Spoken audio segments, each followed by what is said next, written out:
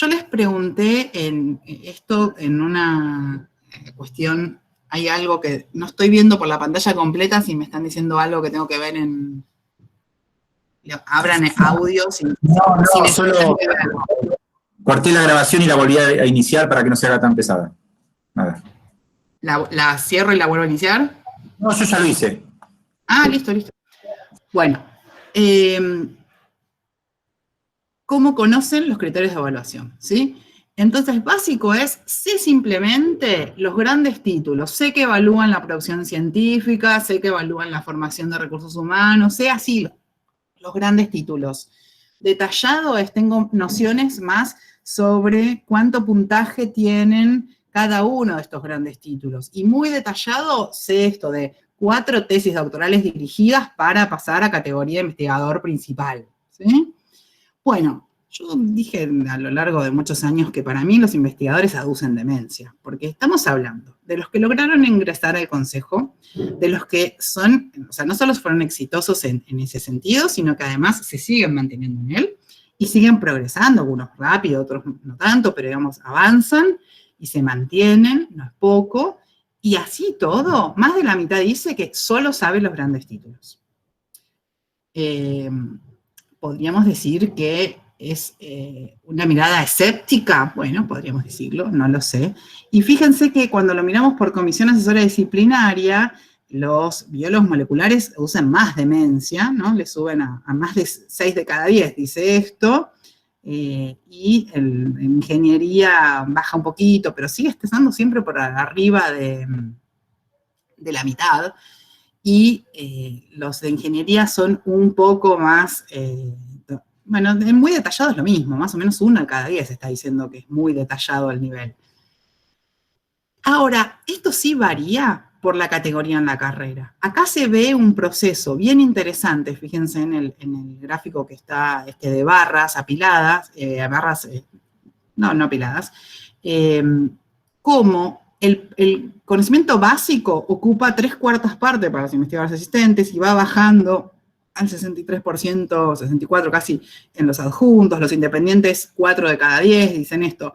En los superiores no sé qué pasó, ahí hay alguna cuestión que se pueden estar refiriendo, pienso, a la última categoría a la que ellos accedieron y que mucho no se puede saber, cosas que pasan en... No les interesa ascender a ningún lado, claro. Que ¿Cómo? ya no les interesa ascender a ningún lado, no se mantienen, ya están. No, pero inclusive para haber llegado a esa categoría tuvieron mucha ambigüedad, porque encima de que no hay grillas que ellos no conocían, no las hay, ¿sí? Es lo que les contaba antes, que los criterios son absolutamente ad hoc. Y eso es una de las cosas que cualquier investigador en cualquier parte del mundo va a saber, bueno, ¿qué chances tengo para someterme a ese proceso, no? Y tantea, bueno, ¿con quién tantearía? Con los miembros de las comisiones evaluadoras, imagino. Bien, y bueno, conocen poco, ¿no? Lo que conocen, ¿cómo lo conocen? Y esto me parece una perla, honestamente, y no es de autobombo esto, me parece una perla que la mayoría de los criterios, yo les puse un largo listado, esto no lo dejé abierto, les puse, bueno, lo hiciste a través de colegas, tu director, ¿no? La persona que te dirige en el grupo de investigación, colegas de tu grupo de investigación, pensando en esto, la serie de redes que uno tiene para realizar su trabajo y en función de eso, cómo se socializa los criterios de evaluación. Bueno, no de mi grupo, pero del mismo instituto en el que yo participo. Entonces charlo con otro en el almuerzo, charlo en algún congreso, no, ni de mi instituto, pero sí de mi campo, en otra institución cercana, etcétera. O porque yo participé como evaluador, o porque hablo con el personal administrativo. En una entrevista que le hice a la que era la directora de la carrera del investigador, me decía que siempre recibía a los heridos del sistema. Dicen, ¿cómo puede ser que me hayan rebotado en la promoción? Si tengo esto, ¿qué es lo que hay que tener? Bueno, el personal administrativo es reconocido por el 1,2 de los investigadores como su fuente de conocimiento. Resulta que más de, o sea, 3/4 partes casi de los investigadores encuestados podían marcar todas las opciones que quisieran, ¿sí? Dice los dictámenes de evaluación. Esto es una forma que lo que transparenta es en forma ex post No pasaste porque no tenías suficientes papers en inglés. No pasaste porque te falta formación de recursos humanos. Ah, había que tener eso. Ah, listo, me preparo para la próxima. Pongámosle, ¿no? La escena que hay atrás de esa situación. O sea, algo que además no estuvo presente en la cultura del consejo desde el principio de los tiempos. Es una conquista de los años 2000, me contaron quienes están en las actividades de evaluación.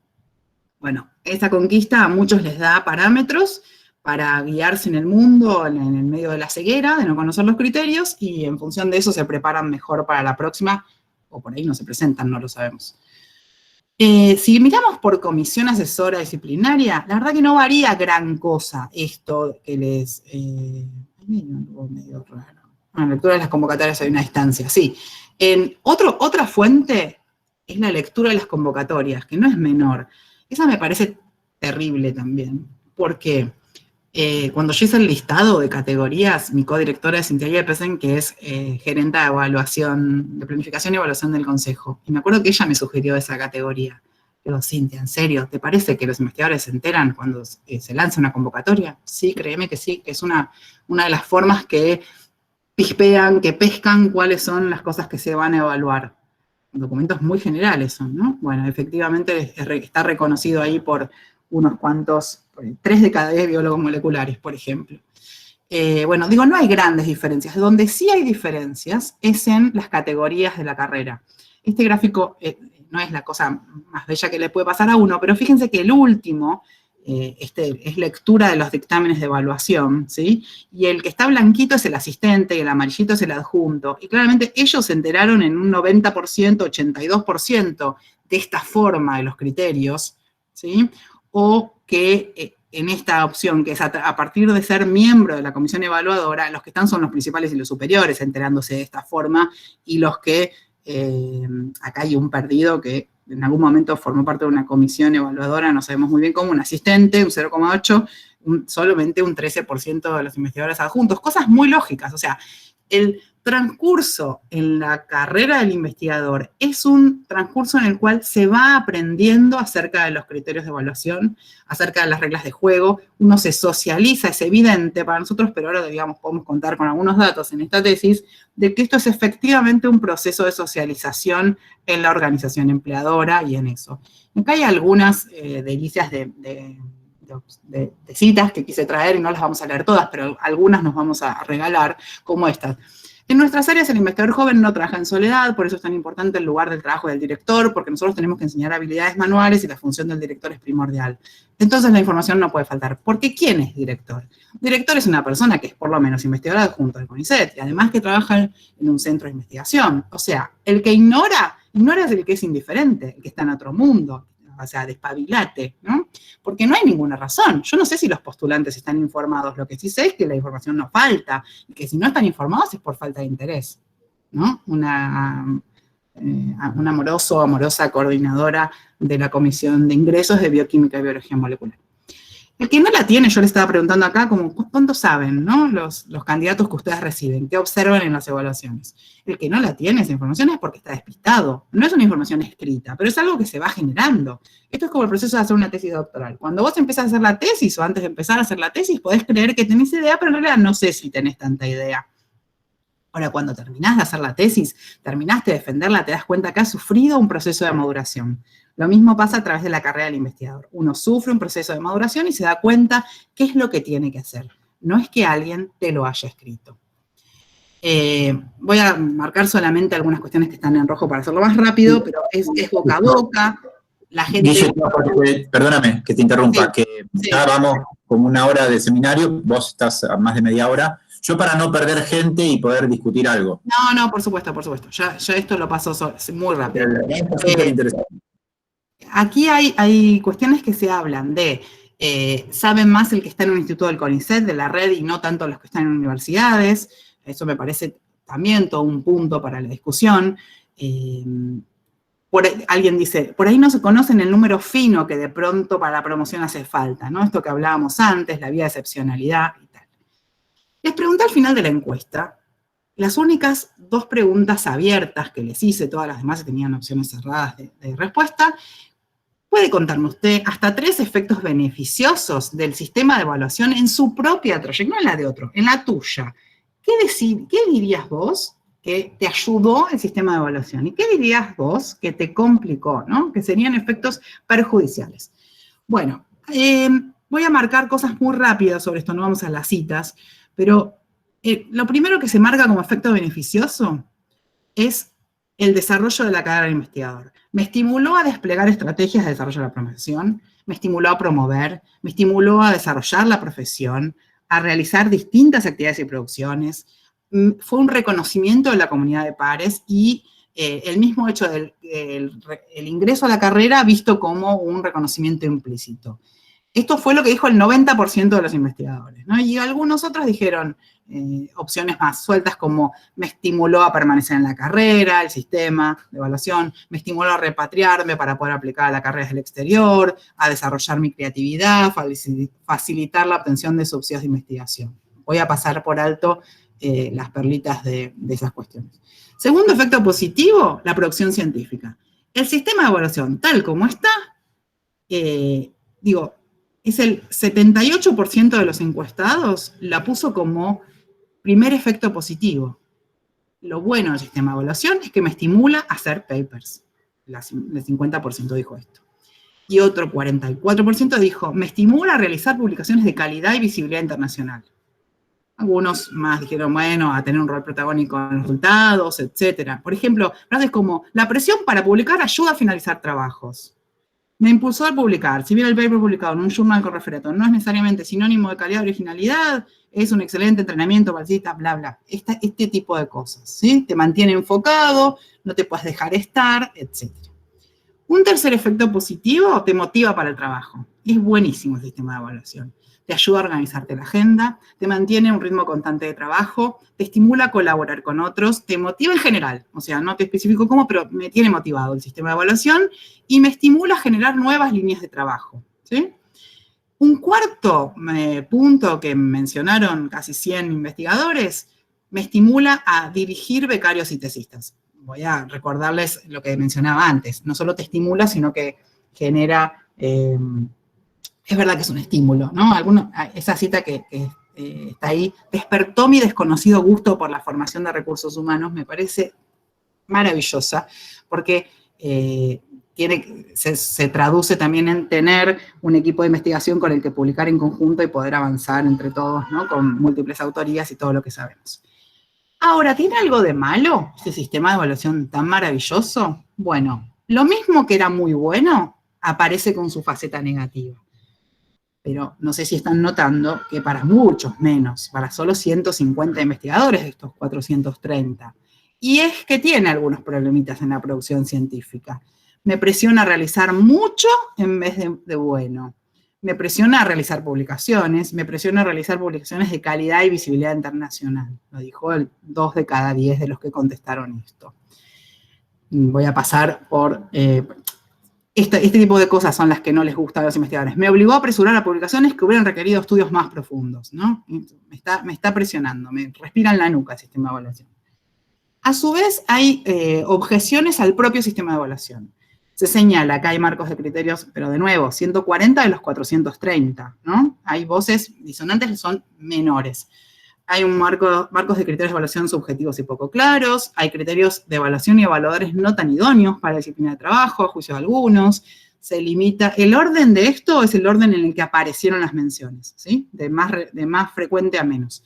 Limitación a la promoción impuesta por el tiempo mínimo de permanencia, a algunos les molesta esto, hay una sobrecarga de trabajo por llenar antecedentes curriculares y formularios, hay criterios de evaluación que no son equitativos en forma federal, hay tiempos de evaluación inadecuados, etc. También hay críticas al desarrollo, a cuestiones que hacen al desarrollo de la carrera del investigador. Me desincentiva a realizar distintas actividades, por ejemplo, actividades docentes, de gestión institucional y de extensión, porque después no me las van a considerar. Hay limitaciones que imponen insuficientes subsidios de investigación, entonces eso también me genera un problema. Hay discriminaciones por edad y desatención a la condición de género, dicen algunos también. Y finalmente, un cuarto ítem, con solo 50 menciones, es que desincentiva a realizar transferencias tecnológicas, producciones tecnológicas y patentes de invención. Perdón. Bueno, y el último punto que quiero traer es que el 19%, o sea, 2 de cada 10 de nuestros bellos y bellas encuestados, dijeron que nunca habían tenido un efecto perjudicial del sistema de evaluación durante su trayectoria en él. Negativo, nada, ninguno. Todo es maravilloso.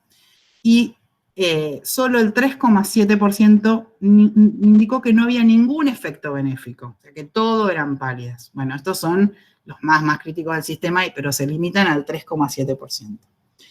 Y hasta acá llego con el relato largo, y espero que no tan tedioso, de esta cuestión. ¿Cómo hago dejar de presentar?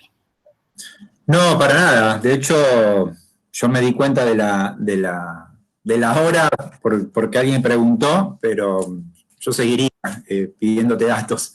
Bueno, pasamos entonces a las preguntas. Ahí tengo María Paula Quiroga hizo una pregunta, Andrés Niembro, Tía Paz Capela. Te leo la de María Paula, hacemos una ronda de preguntas y después una ronda de respuestas. Dale. María Paula dice que no tiene micrófono, pero te pregunta si tenés alguna propuesta para tener un sistema con criterios de evaluación comparables entre disciplinas en los criterios de formación y publicaciones. Igual está escrita en el chat. Okay. Yo me anoto al final. Andrés, ¿te doy la palabra? ¿O habilitas tu micrófono? Ahí habilité. Dale, gracias. Bueno, primero felicitarla a Guillermina, muy interesante, también muy cálida la exposición, así que está bueno para... estaba también hojeando un poco la tesis y hay carne para cortar por muchos lados. Así que yo, Guillermina, perdóname que por ahí te llevo para un lado que tal vez no profundizaste tanto por lo que vengo hojeando un poco en la tesis, pero tenés alguna cuestión por detrás que tiene que ver con la mirada por ahí más territorial o federal. Estaba viendo después ahí al final que tenías una de las cosas negativas que marcaban era criterios inequitativos federalmente, y por otro lado, digo, por más de que por ahí eran pocos los que estaban manifestando ese problema, también son pocos en general dentro de tu set los que están más allá, digamos, de la zona pampeana. Entonces, por ahí no sea, digamos, poca la representación entre los que están, digamos, por fuera de la zona núcleo, ¿no? Preguntarte en particular esa cuestión, ¿cómo ves este aspecto de la... por un lado, nosotros venimos siguiendo, digamos, el discurso de la federalización en términos de algunos resultados que va arrojando el sistema que parecen, digamos, no ir en línea estrictamente con eso, pero en esta lógica de un sistema de evaluación centralizado y donde a veces el discurso va por un lado y la realidad por otro, ¿cómo lo percibís? ¿Qué posibilidad ves de que haya un cambio en términos de evaluación, de que tengan en cuenta la cuestión territorial, que me parece un tema también clave, digamos, para realmente promover la federalización? Si no hay un cambio en la cuestión de la evaluación, me parece que ahí va a haber un aspecto fuerte. Y por otro lado, vi que tenías algunos indicadores de movilidad geográfica, pero me parece que tenían que ver más hacia el exterior, si mal no me equivoco, en la etapa de formación. Pero también consultarte a ver si eso lo pudiste percibir. Vos ponés en una parte de tu tesis que en las etapas de formación inicial, digamos, en los investigadores asistentes, está como todo esa presión por intentar independizarse un poco, lograr, digamos, tener espacios propios. Y por otro lado también hay un discurso en general de que plantea que el radicarse en el interior profundo del país ralentiza la carrera, tiene inconvenientes, etcétera, etcétera. Y si eso, yo tengo la sensación de que a veces puede ser, pero que también uno puede encontrar excepciones para desplegar, digamos, más rápido, digamos, las salas. Consultarte con respecto a ello. Gracias. Gracias a vos. Gracias, Andrés. Diego, ¿querés preguntar vos? Sí. Bueno, en primer lugar quería felicitarla a Guillermina y bueno, seguramente le irá muy bien en la defensa. No, simplemente dos preguntitas, y yo ya ahora en un ratito tengo otra reunión, pero te quería decir dos preguntas. Una es si vos indagaste en la tesis, y si no lo indagaste porque estaba fuera de tus objetivos, ¿qué conocimiento tenés sobre los criterios qué hay, si es que hay criterios, porque para mí es otra de las cosas que no quedan claras, digamos, de la evaluación del CONICET. Te decía, los criterios para ser miembro de las comisiones, ¿no? De las comisiones asesoras disciplinarias. Porque para mí son, bueno, no están para nada claros, ¿no? Es decir, uno ve gente con muchos antecedentes que no la llaman, que ingresó, no sé, al mismo año, tal categoría, etcétera, ves dos personas, una con muy buen antecedente, no la llaman, y ves otra que tiene la mitad de los antecedentes en la misma área disciplinaria, etcétera, y la llaman para integrar la comisión. Entonces vos decís ahí un gran signo de pregunta, ¿qué pasa acá, digamos? Porque si como vos decís, tiene muchas consecuencias en las prácticas de los investigadores, los criterios de evaluación, la evaluación, el dictamen, todo, entonces clave quiénes se sientan ahí. ¿Quiénes son los 10, más o menos, digo en promedio, que hay en cada comisión? Tanto para becas, bueno, para ingreso, etcétera, ¿no? Y la otra pregunta, también relacionada con las comisiones, es si integrar esas comisiones, si vos viste que facilita o no el ascenso en la carrera, ¿sí? Es decir, integrar una comisión de beca o de promoción, etcétera, si eso ayuda al investigador a promocionar, sobre todo en las carreras, estoy pensando en las categorías más altas, de adjunto para arriba, ¿no? Esas dos preguntas nada más. Gracias. Vamos. Bueno, me anoté yo, no veo que ahora por el momento haya nadie. Yo tengo algunas, más que preguntas, sí, más para el debate, ¿no? Vos leí hasta el capítulo 4 inclusive, así que por algo después de los otros capítulos sobre el final, que todavía no tengo, pero diferenciás entre el sistema público de investigación y el sistema público de evaluación de la investigación, y ahí señalás como en un momento autoridades relativas diferentes de los distintos actores, o el CONICET, el ministerio, los científicos y las instituciones privadas, ¿no? Entonces yo ahí preguntaba la relación que yo pude ver en lo que leí entre el ministerio y el CONICET, que uno percibe un poco como una batalla de criterios diferentes, y vos los ponés como con el mismo nivel de intervención, tanto en el sistema de investigación como en el de evaluación. Quería preguntarte algo respecto a eso, que me parece que por ahí más tiene que ver con tu otra faceta de gestión, pero bueno, vinculada con lo que investigaste. Después, en toda tu descripción, acá en la presentación y también en lo que leí, finalmente, más allá de todas las cosas que se han intentado hacer, se han agregado comisiones, mecanismos, criterios, qué sé yo, finalmente el sistema de evaluación, tanto en sus criterios como en su dinámica, porque lo que acabas de decir, esto de la dinámica en la carrera, funciona como una revista, digamos, con las publicaciones. En general, uno aprende a publicar en la medida que publica y le rechazan y participa de ese proceso, y los criterios tampoco están tan explícitos, y uno los va incorporando en ese proceso. Pareciera que lo del CONICET, más allá de todo lo que se ha intentado hacer, está como completamente contaminado por esa misma dinámica que hace a la sociabilización, como vos lo dijiste, está el pasar por el proceso de convertirse en investigador y permanecer ahí. Entonces, lo que yo me preguntaba, y te quería conversar con vos, es ¿qué pasaría si se realizan capacitaciones, si el CONICET hace algo para que estos procesos iniciales de la carrera del investigador se resuelva el conocimiento sobre el sistema? ¿Esto tendría efecto sobre las carreras o no? ¿O es simplemente que funcionaría del mismo modo? Tenía alguna más anotada en algún lugar. Ah, sí. Lo mencionaste menos en la presentación, pero en la tesis lo leí, de la incorporación de los criterios de la utilidad del conocimiento, ¿no? La transferencia de tecnología, los criterios de investigación aplicada, PDTs, etcétera, etcétera. Pero lo que yo veo de la descripción de los criterios y también de la práctica es que esa concepción de la transferencia de tecnología, de la utilidad del conocimiento, es demasiado utilitarista, por decirlo de algún modo. Está, en los criterios de evaluación, está pensando finalmente estoy exagerando, pero en patentes o en productos, ¿no? En tecnologías finalmente aplicables. Esto es algo que yo discutí en algún momento con Diego Hurtado. Se pierde de vista que los propios recursos humanos son un valor útil del sistema.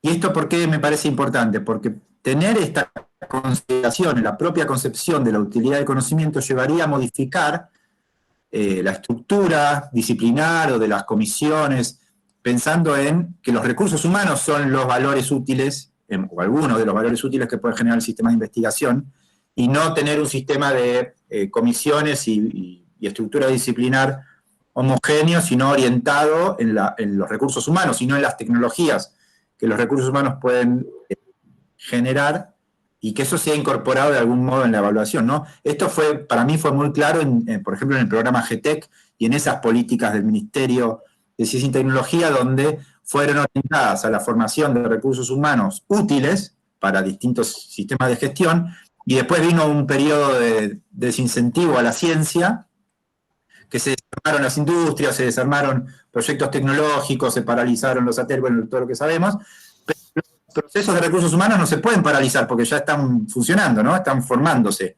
Entonces esto me parece a mí muy relevante como elemento para incorporar en la discusión. Y tu opinión, que conoces de esto. Bueno, no sé, por el momento no hay otras intervenciones, así que sí, podemos dar paso a tus respuestas ahora. Sí, sí. Después igual podemos abrir otra ronda. Creo que puedo ir en orden. A ver. Paz me preguntaba esto, si tengo alguna propuesta de un sistema con criterios de evaluación comparables entre disciplinas, en los criterios de formación y publicaciones. No estoy muy segura de entender, Paz, la pregunta, si lo que estás pensando es, si es así literal, ¿no? Guillermina, ¿tenés una grilla pensada o bosquejada para algo que sea comparable? La respuesta es no, rotunda, ¿sí? Pero más aún, descreería de la utilidad efectiva de tal cosa, porque me parece que justamente lo que trata de reflejar cualquier sistema de evaluación es cómo, en función de una dinámica, de una disciplina, de una comunidad, en un entorno, con unos problemas, con unos recursos, etcétera, cómo tiene que ser evaluada. Porque por más que haya ciertos rubros, a ciertos niveles muy generales, todos vamos a estar de acuerdo que las publicaciones son la forma de compartir el conocimiento en la ciencia, etcétera, ¿no? Podemos decir, formar discípulos o formar recursos humanos que sigan trabajando en investigación. Claro que hay algunos rubros, pero si nos pasamos de eso a nivel general, ¿no? No estoy muy segura que tuviera mucho sentido una grilla muy básica y universal, por decirlo de esa manera. Pero tampoco estoy muy segura que haya sido con tu pregunta. Para mí, no, el problema no está en la diversidad de los criterios de evaluación que se dan en las disciplinas, sino, entre otras cosas, en cómo los aplican. Me parece que ahí hay mucha más tela para cortar en aprendizaje, que hay un peso de la cultura y del conservadurismo en la aplicación de los criterios, que va en contra de un montón de cuestiones, por ejemplo, de repente de instrumentos de política innovadores que plantean cosas que cambian la regla de juego.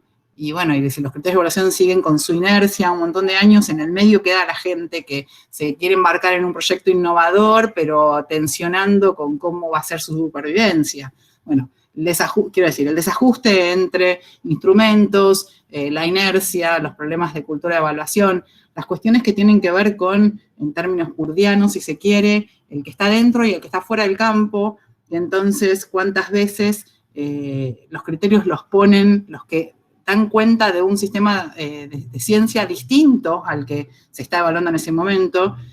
Una anécdota que salió en una de las entrevistas que yo hice en la tesis es un investigador que me contaba, en una reunión de la comisión evaluadora, alguien dijo, pero qué barbaridad, este postulante cambió 5 veces de tema de investigación a lo largo de su corta trayectoria. la persona que me contaba esto en la entrevista me dice, y yo en ese momento lo miré al que estaba diciendo esto, casi vociferando, y lo vi y dije, claro, es que él nunca cambió de tema de investigación, y entonces ahí pensé, digamos, como que me vino el insight de que nadie va a establecer un criterio de evaluación por el cual él mismo no pueda pasar. Y, digamos, podemos estar en discusión de que todo el mundo trabaje bajo esa lógica, pero lo cierto es que es una lógica mucho más imperante y que las críticas a los sistemas de evaluación suelen venir de los jóvenes hasta que entran y no cuando entraron. Y estoy siendo polémica, lo sé, pero me la banco para la discusión porque me parece que muchas de las cuestiones de los criterios no son transparentes, de este no es el sistema que nos sirve a la resolución de problemas en nuestro país, en los distintos contextos territoriales, etcétera, etcétera, se escucha fuerte en general antes de, y después estoy ahí, y créanme que, bueno, se ve mucho en la tesis, los perfiles de los jóvenes investigadores asistentes y un poco algunos adjuntos, los más jóvenes, pues se puede estar en la categoría adjunto, por ejemplo, y tener más de 50 años, ¿sí? Y hay muchos así. Es una categoría como muy bolsa de gatos en un punto.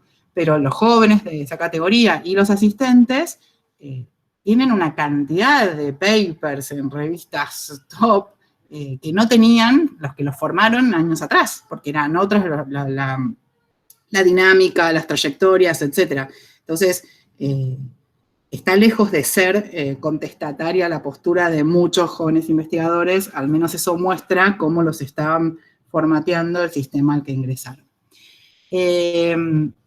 Andrés, miembro, muy interesantes las cuestiones que planteás, y tengo solo algunas sospechas en la tesis, sospechas o cosas que fui pensando mientras procesaba datos. Es cierto que son muy poquitos los que plantean esto de la inequidad que plantean los criterios en términos federales, pero que también son muy poquitos, como bien marcaste porque leíste otros capítulos en el contexto. O sea, si en general tenemos un sistema de investigación súper centralizado en AMBA y en algunos centros, bueno, en estas disciplinas es muy fuerte, estamos hablando del 90%, y si bien hay centros que, por ejemplo, en biotecnología, hay centros muy importantes en Tucumán y contestaron mucho la encuesta, y entonces por ahí vienen algunas voces disonantes, no digo de los tucumanos que hayan sido que dijeron esto, pero digo, hay buena representatividad, además porque contestaron más la encuesta los biotecnólogos que los biólogos moleculares, bueno, también es un datito, ¿no? Como que un poco más se engancharon.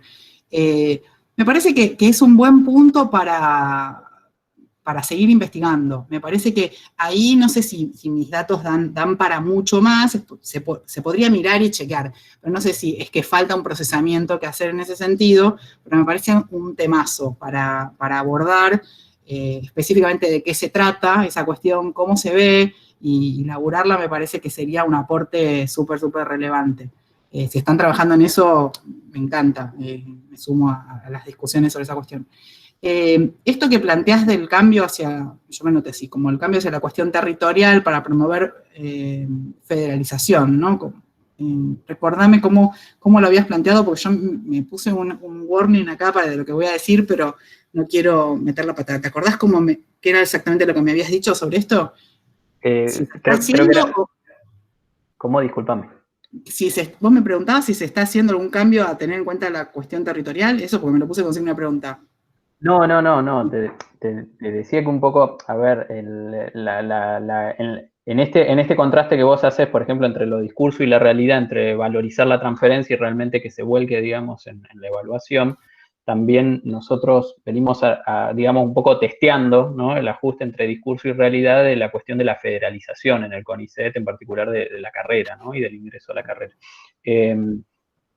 Pero por otro lado, también escucho, e incluso lo ha dicho la misma presidenta de CONICET, Ana Franchi, que dice, cuando la gente, si iba por ese lado, digamos, la segunda parte de mi pregunta, pero la primera creo que ya la contestaste, que cuando la gente se mueve al interior, digamos, como que hay que promover la movilidad, pero hay un problema ahí por una cuestión de que irse al interior o irse, digamos, hacia la periferia más profunda atrasa, digamos, la dinámica de carrera, ¿no? Entonces, como que no hay un incentivo tampoco por ese lado. Y vos en la tesis pones que también un poco los investigadores jóvenes están como tironeados con esta cuestión de intentar independizarse, digamos, en algún punto, ¿no? Digamos, no llegar independiente, pero digo, sí independizarse Y a mí me da la sensación, y tengo, o sea, como algunas destellos, digamos, de casos, donde a veces abrirte puertas en el interior te permite, digamos, empezar a generar líneas propias, empezar a acceder tal vez no al financiamiento típico, formal del PICT, porque te falta, digamos, pero acceder a financiamiento de las propias universidades que te reciben, etcétera, etcétera. Entonces, yo no sé, no comparto tanto esa idea de que migrar, digamos, atrasa, pero no sé si tenés alguna postura o pudiste captar algo sobre eso. Sí, yo lo comparto por fuera de la tesis 100% lo que estás planteando. Yo no creo que, a ver, que sea más que un mito decir que irse de Buenos Aires te va a complicar la carrera. Me parece que es una visión que puede tener en palabras de quien lo dice, recuerdos de conocidos, ¿sí? Esas cosas muchas veces pasan. Yo soy una discutidora serial con datos de algunos mitos, porque muchas veces digo, son verdades muy relativas las que tenemos en función de la disciplina que conocemos, los contactos, el momento de la vida en el que estuvimos trabajando aquí o allá. La verdad es que me parece que ahí la tesis no pudo hacer mucho más porque hay un faltante no menor y que es estructural de nuestro sistema de investigación, que es no tener info sobre los grupos en los que trabajan estos investigadores. Entonces, yo me lo pregunté un montón de veces, no solo por la dimensión territorial, sino, ok, estas personas que tienen este perfil tan de coexistencia de múltiples actividades, ¿no? Y que los más diversos son los que tienen mejor performance en productividad científica y tecnológica, ¿no? También spoileando otras de los resultados de la tesis. Y que esto además, con Santiago Baranderán, que lo mencionaba Diego hace un rato, hemos trabajado para el conjunto del CONICET, datos que están publicados, con lo cual no es solamente estas disciplinas. Eso es algo que se ve, ¿no? El que hace más cosas, se mete en distintas actividades, eso tiene consecuencias en su productividad, para pensar problemas, para una serie de cosas, y produce más.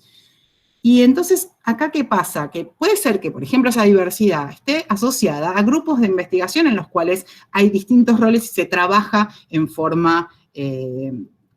¿cómo decirlo? Como unos trabajan en unas cosas y no todo el tiempo en todo, como que sean estrategias de los propios grupos. No tenemos info sobre eso. Yo no podía tener ni siquiera la info de si estamos hablando de espacios de trabajo con pocos investigadores, con muchos investigadores, y en eso los datos, por ejemplo, de CONICET son muy parciales y, entre comillas, mentirosos, porque te dejan afuera todo el personal que no sea CONICET. Entonces, vos no sabés, por ejemplo, un instituto de doble dependencia, vos podés rastrear por las redes que aparecen en la info que tiene CONICET. 5 personas, pero hay 10 más que son pagados por la universidad que vos te los estás perdiendo. No tenemos info suficiente para hacer esto en términos cuantitativos duros. Por supuesto que hay algunos estudios que se pueden hacer cualitativos, pero la verdad es que no tenemos la info porque no tenemos esa mirada de construcción de las políticas de ciencia y tecnología. Es todavía peor, me parece, ¿no? De que no tenemos el foco en los incentivos puestos en los grupos. Y que me parece que en la medida que ojalá se pueda avanzar próximamente. En ese sentido, ganaría un montón la evaluación más situada, ¿no? Más contextualizada de los aportes de esos investigadores y de los proyectos más colectivos o de largo aliento en los que se embarquen. Me parece que ahí hay algo. Pero para discutir ese punto, ¿no?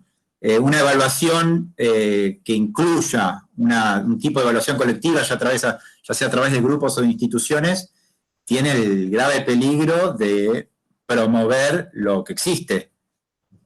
Y, ¿no? No necesariamente. Una cosa, me parece, es evaluar. Ahí hay otro capítulo que tiene que ver con qué priorizás. O sea, por ahí lo que estás diciendo, Luciano, tiene mucho que ver con lo que estamos acostumbrados que pase, que siempre se va a hacer una vuelta de tuerca del efecto Mateo. Pero no necesariamente un sistema de valoración tendría que poner los huevos en la misma canasta de siempre. No, digo, hay otros diseños posibles. Ha habido intentos en nuestro país de esto, mejores y peores, con más éxito o menos. Pero lo cierto es que no tenemos una situación así sistémica, ¿sí? Entonces, esos incentivos son un problema. Y si yo me había notado esto como también que, bueno, va un poco hacia algún lugar de mirada que se mira la cuestión territorial para promover la federalización, me animaría a decir, ¿no? Con muchos warnings, pero que todo lo contrario. Porque, por ejemplo, el ex programa de incentivos a los docentes investigadores de las universidades nacionales, actual CIDIUM, cambió la forma de evaluación descentralizada por regiones a una centralizada por disciplinas. Todavía está ahí organizándose las comisiones evaluadoras, pero lo cierto es que va hacia el modelo CONICET de corto en fetas las disciplinas, ¿no? Las áreas, y miro en una forma, podemos decir, no, pero se van a tener en cuenta, bueno, qué sé yo, ¿sí? Una de las cuestiones, de los fundamentos de esa decisión tuvo que ver en las trastiendas con que ser categoría 1 o 2 o cualquiera, en realidad, en un lugar del país era lo mismo que ser otra mucho menor en otro lugar del país. Y qué barbaridad, ¿no? Bueno, es como, bueno, eso, hola, ¿quién lo decidió? La propia comunidad científica que todos estamos integrando, ¿sí? No hay alguien externo que tomó esas decisiones o, bueno, digo, más allá de los consensos, las discusiones, las batallas que se puedan dar, me animaría a decirte que creo que va en el sentido opuesto a ese, pero por ahí estoy con mala onda al respecto.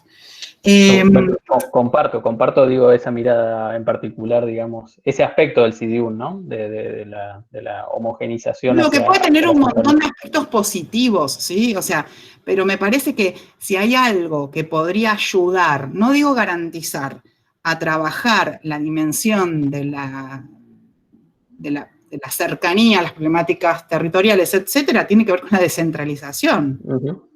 Y por ahí te sumo otro dato, porque lo que vemos también cuando analizamos, por ejemplo, la composición territorial de las comisiones evaluadoras de CONICET es que obviamente reproducen también la típica concentración. Entonces tampoco están las voces de los investigadores, digamos, del interior profundo reflejadas en las comisiones en general, o están reflejadas con muy poquito peso.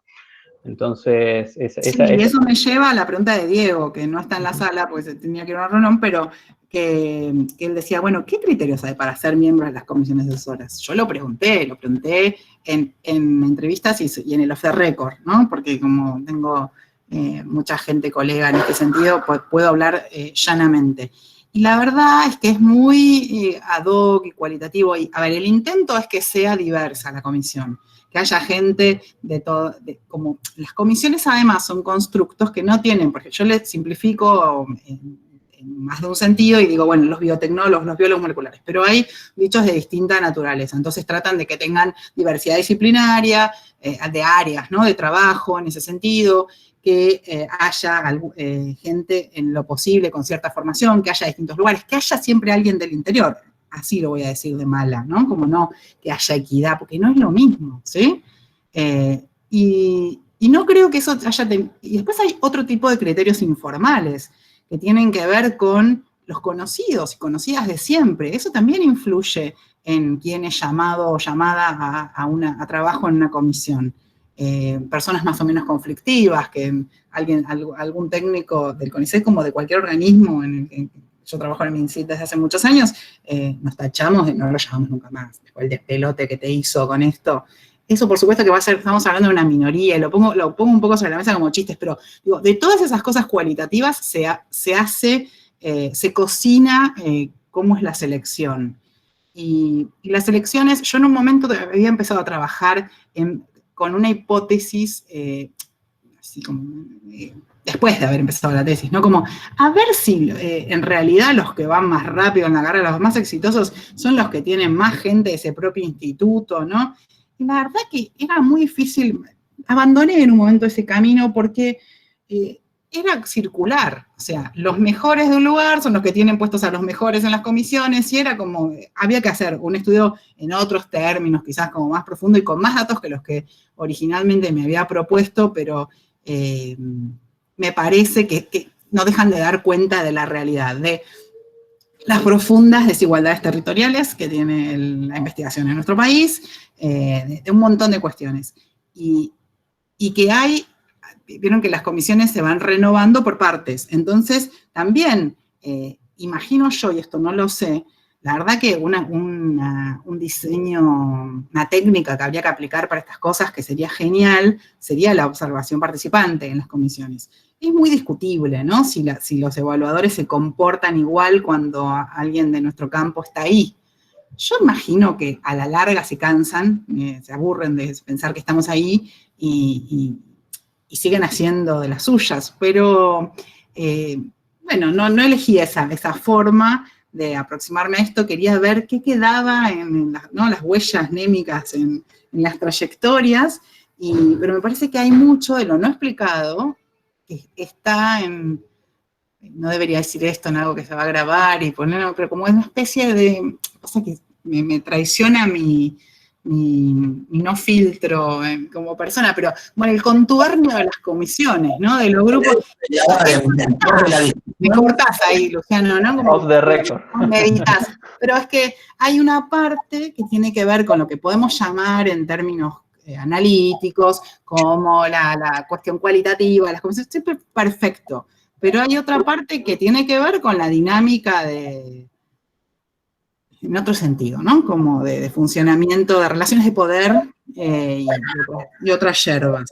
Y esto que planteaba Diego, si ser evaluador ayuda a promover más rápido, no parece que sea una dimensión, es como que se dan en simultáneo, si se quiere, ¿no? Como uno va promoviendo y va funcionando evaluador aquí y allá, pero no es que el que considere que se estaba haciendo la pregunta por le pongo pilas ahí para llegar, no le va a cambiar en definitiva todo. Y Luciano, que planteó esto de yo pongo en el marco institucional, ahí están los sistemas públicos de investigación, están los sistemas de evaluación de la investigación, pongo trabajando toda la idea de la gobernanza del sistema, ¿no? Cómo está gobernado, y lo que estoy diciendo con un montón de palabrejas allí es que tenemos una gobernanza de la evaluación delegada en las comunidades científicas. Lo estoy diciendo de un lado, del otro, de para acá, para allá, y entonces se desdibuja mucho el rol que tiene tanto el Ministerio de Ciencia y Tecnología como la propia conducción del Consejo, porque no dejan de estar muy alejados de donde se está cocinando y decidiendo la trayectoria de los investigadores y de las investigadoras concretamente, ¿sí? Con lo cual, tiene que ver con eso. Vos podés decir que en otras miradas, podemos hablar de batallas, sí, por ahí estamos de acuerdo, Luciano, pero me parece que a los efectos de pensarlo desde los sistemas de evaluación y este métier, ninguno de los dos tiene grandes, saca, ¿no? Como mucho del pecho de poder dirigir los comportamientos de los investigadores. Eso es lo que quiero decir, ¿no?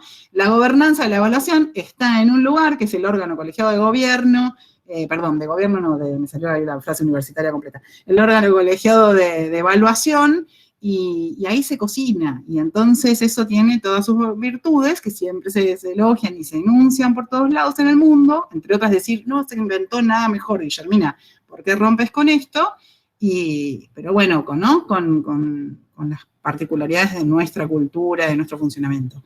Y esta apreciación que haces que en un punto la carrera del CONICET funciona como las revistas a ciegas, sí, comparto 100%, que de algún modo, no solo por el proceso de socialización que se ve, que es como voy aprendiendo qué es lo que me están diciendo, como me pasa cuando me llega el referato doble ciego de los evaluadores.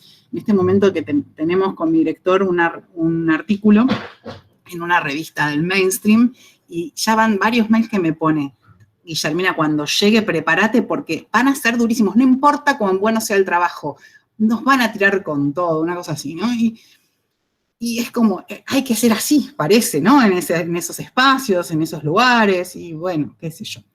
Pero lo cierto es que te van como fogueando, socializando. Y vos decís, ¿qué pasaría si se formara a los investigadores iniciales o jóvenes en otra cosa?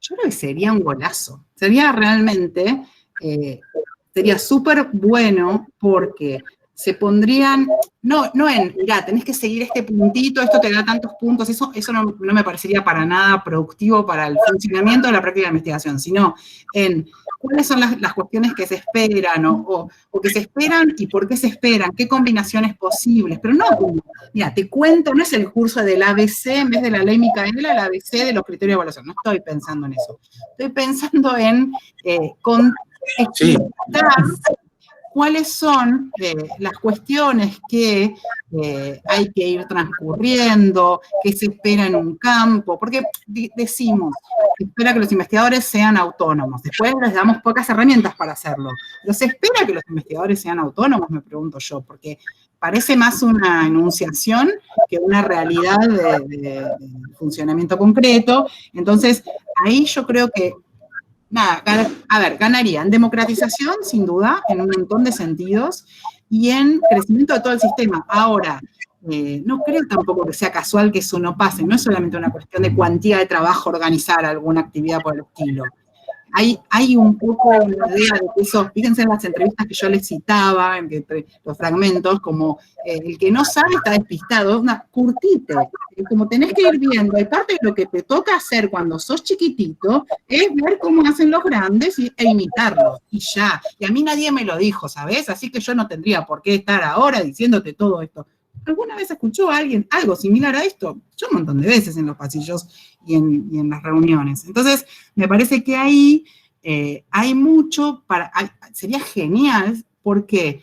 Porque hay prácticas que interpelan a la carrera de investigación en distintos momentos que trascienden, o sea, que tienen una implicancia muy grande en términos de las generaciones. Por ejemplo, hoy que tenemos muchos desafíos en términos de ciencia abierta, de compartir datos, ¿no? Los datos abiertos de una serie de cuestiones.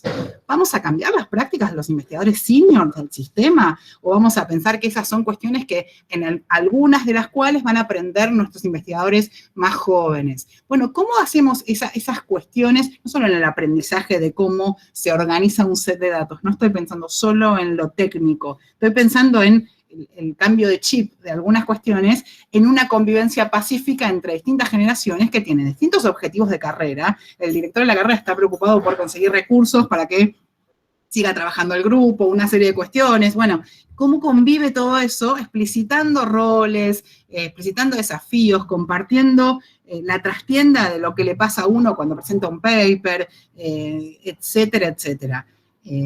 Intuyo que hay grupos que funcionan haciendo eso. Y que además por ahí son los grupos cuyos mejores jóvenes investigadores pueden adquirir instancias de autonomía más pronto. Es posible, ¿sí? Eso no creo que no exista en nuestro país, pero sería buenísimo si se puede socializar en términos más generales.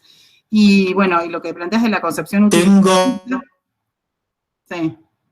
Anotada a Fernando Vampa y Marilina, y hay por ahí un comentario de Sandra Murrielo.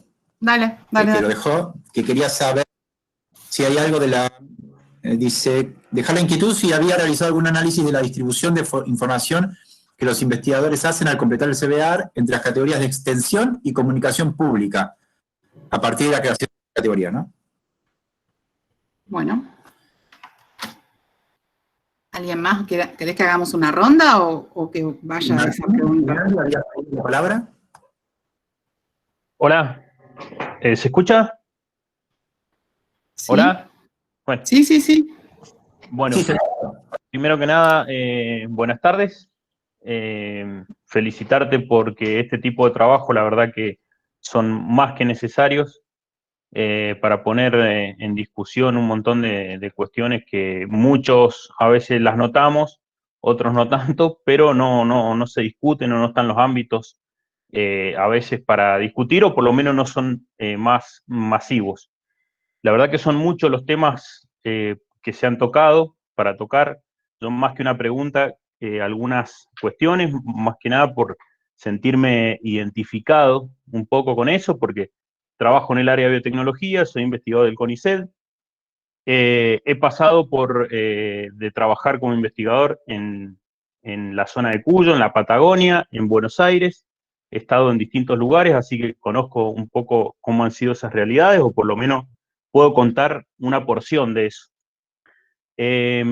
me parece que ya el simple hecho de plantear la carrera de investigación científica como carrera, o sea que hay que correr hacia algún lado, muchos no saben hacia dónde a veces, pero bueno, la carrera implica una competencia. A veces se pierden evaluaciones que sean más grupales, a veces se pierden, bueno, que se puedan hacer trabajos más colectivos, más participativos, y hoy en día, más que nunca, la globalización, las herramientas tecnológicas que hay y la cantidad de conocimiento que se produce, es casi imposible trabajar de manera individual. ¿tá? Los trabajos son casi 99% de forma colectiva, y no hay casi instancias de evaluación colectiva. Uno pasa a un informe evaluándose de forma siempre individual. Por otro lado, veo eso también, que los investigadores están más preocupados a veces de cómo sostenerse en el sistema, de cómo ir sorteando cuáles son esas vallas que se le ponen, que en realidad de producir conocimiento o en realidad de perseguir esas curiosidades que surgen de esa formación que tiene uno.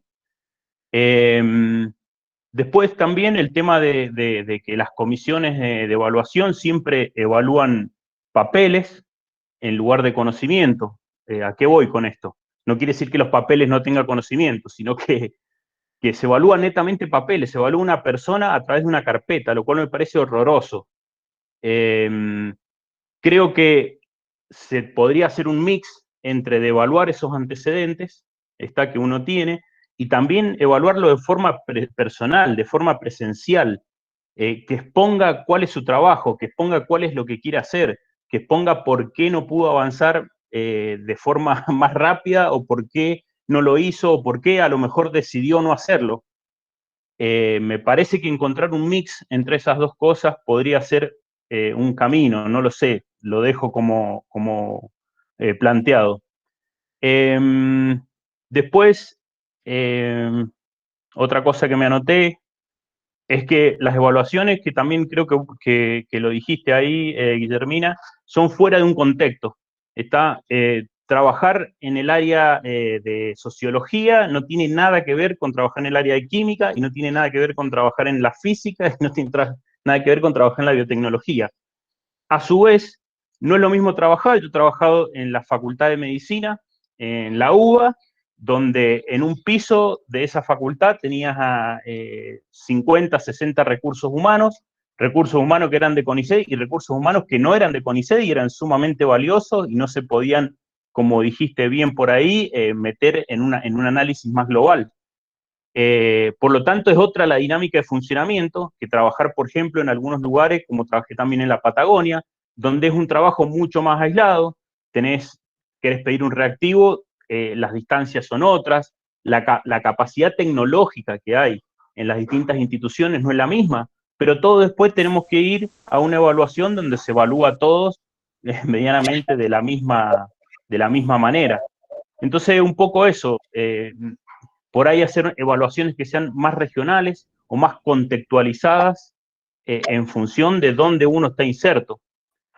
Bueno, la verdad que tendría un montón de otras cuestiones para explayar, no quiero aburrirlo, se hace larga, pero bueno, no quería dejar de hacer este aporte.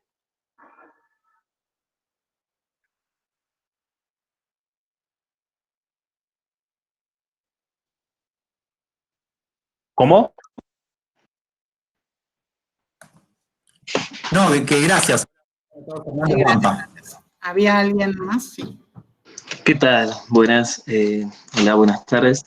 Bueno, Guillermina, primero que nada, agradecerte mucho ahí por la presentación. Pones cara de qué trabajo que hiciste. No, sí, no, porque yo en particular, mi tesis de maestría trata sobre el rol que ha tenido el CONICET en el sistema público de investigación en la década del 80, y en la tesis de doctorado, bueno, amplío esa mirada hasta el 2015. Entonces, de pronto cuando me llegó esta tesis hace unos días que lo tengo que leer, me viene, pero es un material que me viene muy bien. Y bueno, una de las consultas que igual ya lo estuviste respondiendo, pero que me interesaría preguntarte, tu periodo de análisis en el marco muestral está referido entre el 2012 y 2015, ¿no? Me pareció verlo. Pero tal vez vos qué opinás, si los cambios en la gobernanza al interior del CONICET influyeron, ¿no?, en los cambios en la autoridad relativa dentro de la carrera, ¿no? Y si este concepto que vos retomás ahí a Whitley, sobre los cambios en los grados de autoridad, si vos los enfocás al interior de la carrera en términos de sus distintas categorías que lo comprenden, o es un concepto que vos lo trabajás también en relación con otros actores, es decir, pensando no tan solo a los miembros de carrera, sino a las comisiones asesoras, a las juntas de calificación, al directorio, como este concepto, ¿no?, que da cuenta de cómo el poder, ¿no?, va cambiando, ¿no?, entre distintos actores que en este caso tienen que ver con la dinámica o el funcionamiento de un instrumento, también tiene que ver con los cambios que se han dado en la gobernanza al interior del CONICET, ¿no? Tal vez, yo pienso, ¿no?, este instrumento que se crea en el 61 tuvo una dinámica muy particular hasta la reforma del 73, con la creación del nuevo estatuto y la estructura que hasta hoy en día no se conoce en la carrera. Bueno, fue como el punto inicial, ¿no?, para la estructuración de esta forma de organización del trabajo, ¿no?, dentro de la carrera, ¿no? Y tal vez el vínculo con otros actores también se ha visto bastante transformado. Tal vez, no, yo todavía tengo que leer tu tesis, pero la cuestión de las características del sistema de evaluación, ¿sí?, el peso que, por ejemplo, tan desnotado tiene tal vez la cuestión de la transferencia tecnológica, ¿no?, suele también ir muy en paralelo con la cuestión de cuál es el peso que tiene la docencia, ¿no?, la práctica docente dentro de la carrera de investigación, que tal vez si uno se retrotrae a las primeras épocas de la carrera con Hussein, esto estaba mucho más ligado. Tal vez en la década del 80 se intentó como volver a acercar un poco, ¿no?, la actividad de investigación y docencia dentro de la carrera, pero bueno, todo eso después cambia, ¿no?, en la década del 90, ¿no? Pero bueno, me pareció muy interesante porque yo trabajo con este concepto de grados de autoridad, ¿sí? En mi caso a mí me interesa mucho cómo van cambiando entre instrumentos, ¿no? Por ejemplo, en la década del 80 la aparición del SAPIU, ¿sí?, que para muchos investigadores fue como una competencia en las características de las carreras, que bueno, también está en un contexto muy particular. Pero bueno, eso era mi consulta y una apreciación, y la verdad que sí me parece una tesis muy valorable. Y después, particularmente, te voy a hacer algunas consultas metodológicas con respecto a estos conceptos, ¿no? Porque la verdad que yo también estoy trabajando con los mismos y ya de por sí me imagino tener un marco. La persona que se desvelaba con esto. No, sí, no. Pero bueno, no, la verdad muy interesante, así que... Bueno, gracias, Fer. Y me quedo... Si quieres prender el micrófono, Marilina. Bueno, gracias. Hola. Hola, ¿qué tal? Mira, la verdad es que es un trabajo bárbaro. Pues, visto a lo largo de todo este tiempo, todos tus esfuerzos, hacer algo con un tema tan áspero, ¿no?, en algún sentido, y tratar de lograr, o sea, es para valorar tu trabajo, porque tratar de lograr un resultado efectivo que muestra algo concreto, ¿no?, y que tiene consecuencias también para las políticas. Mi comentario no viene en especial por nada de lo que vos presentaste, pero sí por algo que comentaste respecto a lo metodológico, que implica eso, lo no dicho, aquello no dicho en las discusiones de las comisiones, y me acordé de unos trabajos investigaciones que estuvo o aún está haciendo Mariano Bargero en nuestro proyecto de la UBA, muy laboriosos, que él aplica la etnometodología de la evaluación científica. Lo hizo de manera muy individual, muy oculta, pero es un trabajo bárbaro lo que hizo, muy interesante, porque se metió a hacer las transcripciones de las discusiones del Consejo Superior de la UBA, y también hizo una etnometodología en el lugar de las comisiones asesoras de la UBA, haciendo esto que vos decís que a veces es difícil de percibir, aquello no dicho, que es lo que constituye. Y esa perspectiva, me parece, de la etnometodología, el aporte de Garfinkel desde la teoría social a esta herramienta para mirar cómo se constituye a través del lenguaje, lo dicho, lo no dicho, la realidad social, me parece que es súper interesante para este campo del análisis de las intervenciones. Es una herramienta, digamos, también tan laboriosa como la que vos elegiste para trabajar, porque implica mucho tiempo y trabajo. Pero era nada más ese comentario de que existe eso. Él ha hecho algunos trabajos que presentó en estos últimos años sobre el resultado de este abordaje de la evaluación etnometodológica. Buenísimo, gracias, Marilena. Bueno. ¿Listo? Bueno, Segunda ronda, no, me faltaba. no, a ver, hay un comentario ahí, no sé. No. La primera cuestión era una pregunta como si había estado ponderado cuánto aparecía en extensión y comunicación pública de la ciencia. Eso está trabajado en una parte del capítulo 5, en la cual yo sistematizo qué tipo de actividades profesionales y cuánto hacen de ellas estos investigadores en los 1010 de la población que tomo. Y es bastante más de, sobre todo, comunicación, les diría, o actividades de divulgación de la ciencia en general, es bastante más de lo esperado, sobre todo en el perfil de los biólogos moleculares, y armé como una especie de tipología, bueno, como de clústeres, con perfiles, y abona el perfil académico clásico, o sea, es como un complemento bastante bien interesante. Bueno, los planteos de Martín, la verdad que comparto todo lo que planteaste, del carácter individual, poco colaborativo, del trabajo, de la evaluación, de todos estos dispositivos, sin duda, y también a lo largo del trabajo de investigación de estos años, fui pensando un montón de veces qué distancia había con un acercamiento a los procesos de evaluación en términos más grupales o combinados individuales y grupales, ¿no? Que es muy, muy grande en nuestro contexto. Y esto que planteabas de que las comisiones evalúan papeles y no conocimientos y que se podrían hacer charlas, me parece, o sea, 100% de acuerdo. También me pregunto hace muchos años por qué el CONICET es uno de los pocos organismos empleadores, y encima es una gran organización empleadora, que no hace una entrevista de trabajo a las personas que contratan, que solamente presentan cosas que las mandaban por SIGEVA o un papel antes o lo que fuese, y que nunca ve a la persona, o sea, ni siquiera en el ingreso. Digo, es algo que no se concibe en casi ninguna otra organización estatal, porque el CONICET tiene mucha burocracia estatal, le moleste a más de uno, pero en esto es una cosa muy rara, y me parece que no solo le pondría la dimensión humana, explicación de motivaciones, de elecciones, de lo actitudinal, sino hasta, junto con esto voy a decir, ¿por qué no hace entrevista psicológica, de aptitud física, ¿no? Y digo, por fuera de cualquier chiste, en serio, es una locación laboral, y por qué en otro montón para el resto de los mortales son atributos que se tienen en cuenta.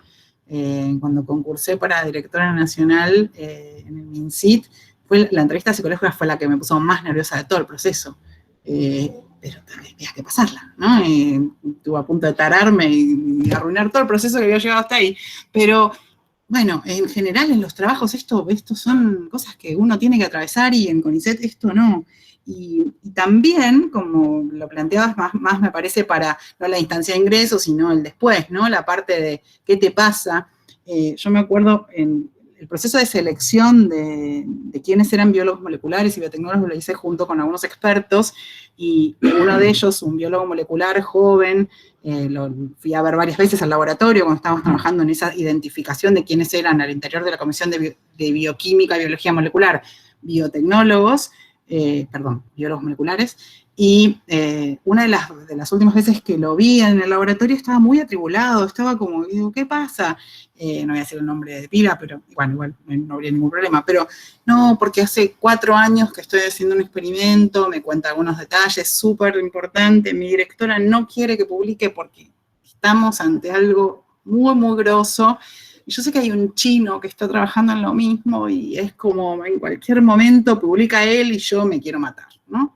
Bueno, la historia termina bien, él pudo terminar sus experimentos y publicar en el mainstream y promover en ese sentido, dijo, pero posiblemente lo escribía en los informes reglamentarios, pero, y alguien lo leyó, y lo leyó en términos cualitativos, y lo pudo tener en cuenta, pero sin duda algún carácter como más personal le pondría otra onda, ¿no?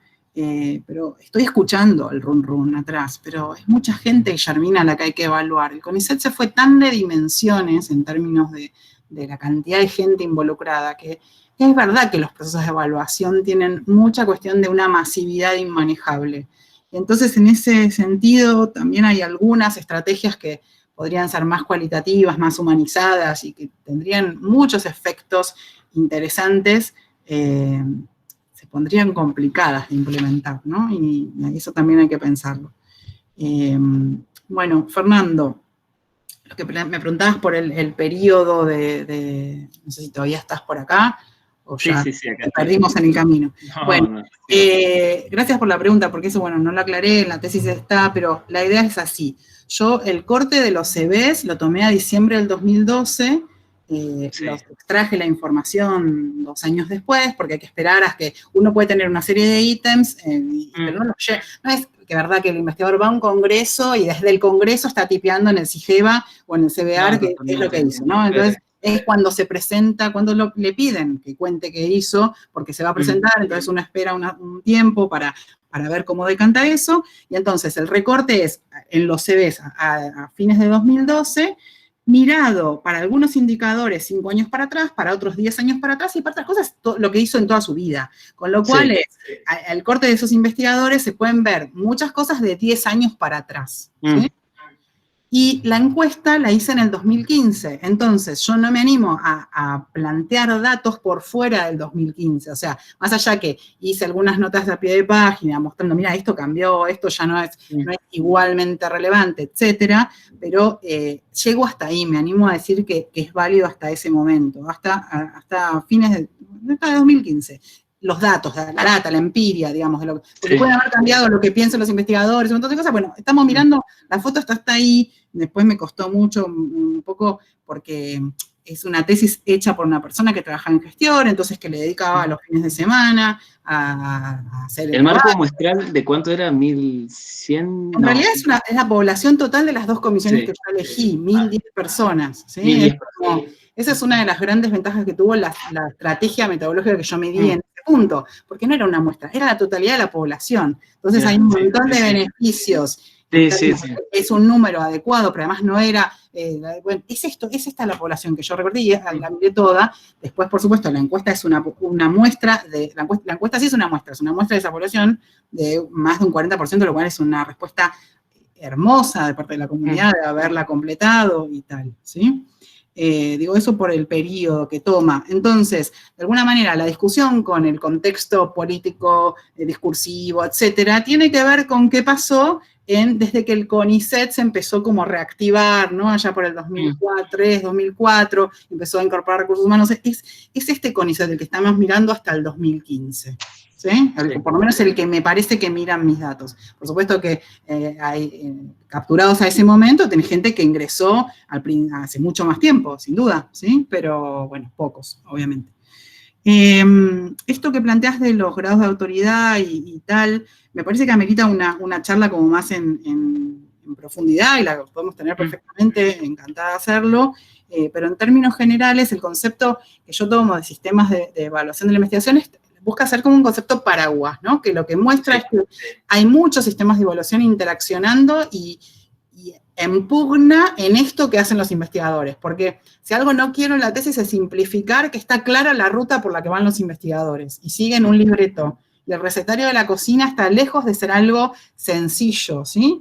Y entre otras cosas porque no solo son investigadores de CONICET y yo estoy viendo cómo es la respuesta como tales, sino porque además son docentes investigadores y entonces tienen, Luciano, no hagas esos chistes que los veo y me tiento y no da. Bueno,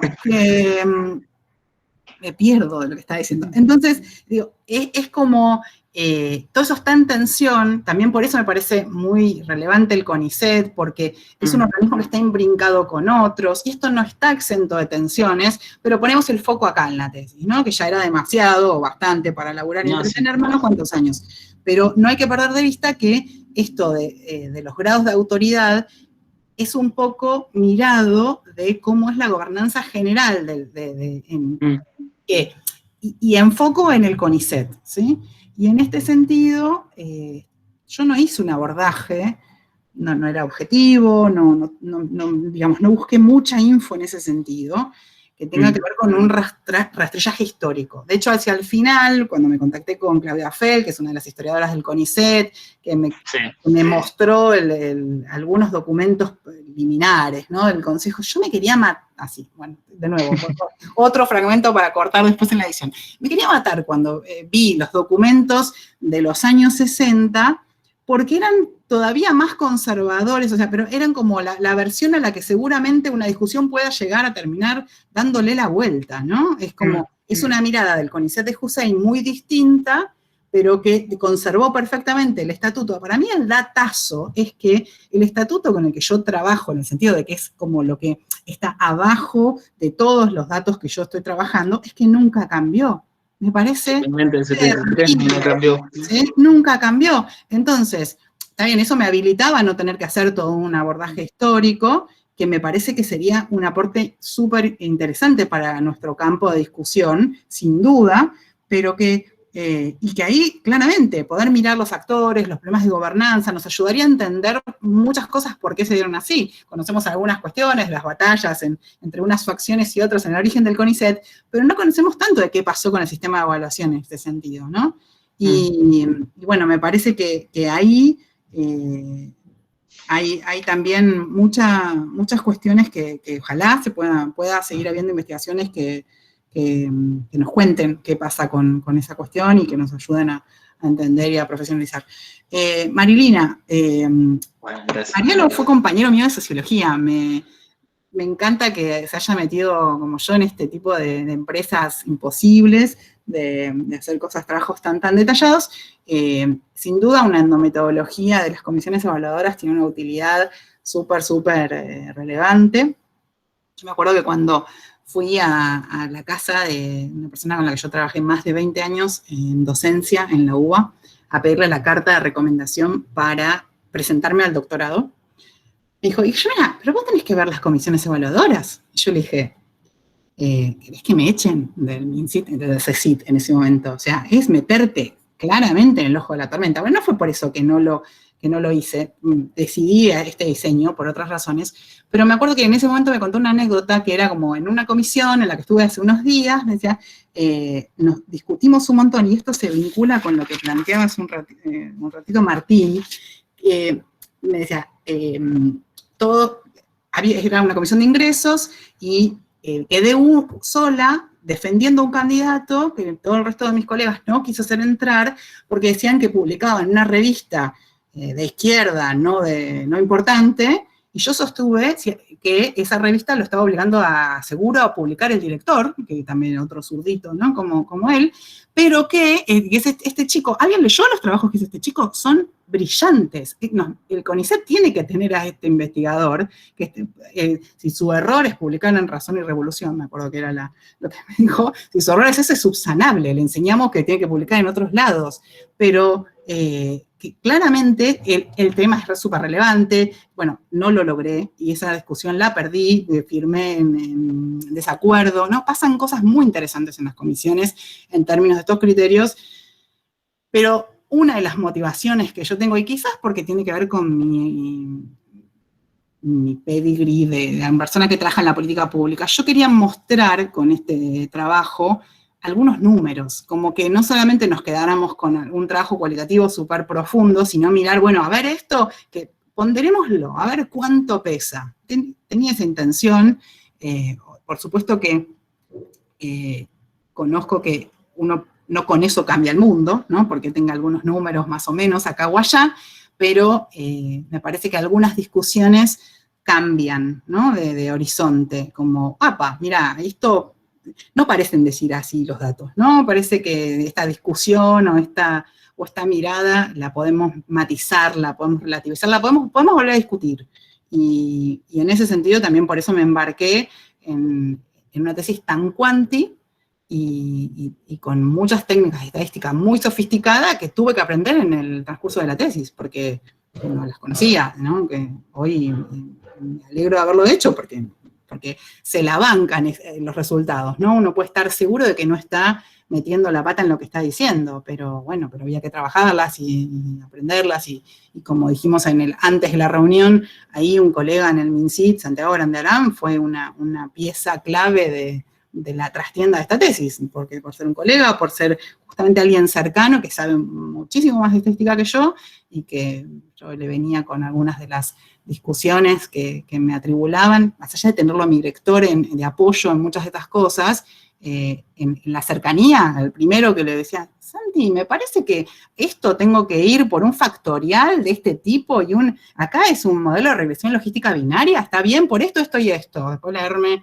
una serie de cosas del fin de semana, y encontrarle esa vuelta para que la estadística se ponga al servicio de lo que uno tiene que discutir, probar, analizar, digo, bancarse un modelo explicativo, y lo digo más a las personas de la sala o de la sala o de lo que sea, pero que comparten como yo formaciones en ciencias sociales, que no tenemos tanto el detalle. En otras disciplinas, pues quizás esto les resulta el pan comido, que a nosotros no, pero me parece que es un desafío interesante cuando la causa lo amerita. Yo ahí no me arrepiento de haber invertido tiempo y esfuerzo en aprenderlo, no fue un costo tan elevado para poder llegar a destino, ¿no? Tuvieron costos elevados en este proceso otras cosas, por ejemplo, codificar muchos de los datos del CV, porque los compañeros investigadores hacen delicias cuando llenan sus CVs. Por ejemplo, en premios ponen en una tercera parte cosas tales como el mejor promedio en el colegio secundario. No, chango, eso no vendría a ser un premio a la actividad científica y tecnológica destacada. Pero bueno, si no lo lees y si solamente contás el ítem en forma mecánica, cuantitativa, eso termina en un lugar de que estamos ante premios Nobel próximos, toda la comisión, ¿no? Porque era muy elevado el número. ¿Qué pasa ahí? Bueno, entonces yo sé que hay partes de los CVs, lo sé hoy, que requieren un laburo manual muy extensivo. Y que entonces esa empresa que yo abordé años A no es realizable, no se la recomiendo a nadie. Tomen el set final de tributos y sigan por cosas por ahí, porque no, porque uno tiene que evaluar todo eso. Pero en fin, eso es simplemente por hablar un poco de la trastienda y de la cocina de las cuestiones. Había cuenta que, entre otras cosas, cuando las primeras charlas que tuve con Luciano sobre esta participación, yo digo, ¿te parece que puede asustar a alguien en una maestría? Esta locura que yo hice en la tesis doctoral, yo me iría corriendo, no haría nada de esto. Pero bueno, no hay por qué imitar las locuras de los otros. Bueno, Guille, muchas gracias. Yo solo quería agregar, estamos ya en 2 horas casi media de seminario, 3 cosas asociadas a lo que mencionaba Marilina, y ponderando todo el trabajo de tu tesis. Me parece que efectivamente, para que, más allá de todo lo que aporta, ya lo mencioné al principio, pero para que sea un trabajo que pueda dialogar con otros trabajos, habría que ponerte vos en el rol de doctora y quizá dirigir alguna tesis que compare otras comisiones para tener información al menos de 2, de 4 comisiones más que permitan comparar en otras disciplinas y en ciencias sociales.